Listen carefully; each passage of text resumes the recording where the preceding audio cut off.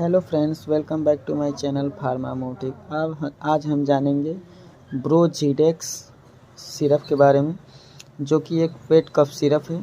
मतलब गीली खांसी के लिए है, जो बलगम आती है उसके लिए ये बहुत ही अच्छी है। इसकी एमआरपी की बात करें तो 129.75 की है, जो कि वखार लिमिटेड के कंपनी के द्वारा मैन्युफैक्चर्ड किया गया है। बेस्ट सिरप है ये गीली खांसी के लिए। आप इसका इस्तेमाल ज़रूर करें। अगर आपको ये वीडियो अच्छा लगे तो हमारे चैनल को लाइक से सब्सक्राइब कर दें और इसका आप उपयोग करें। बहुत ही अच्छी कफ सिरप है। Thanks for watching.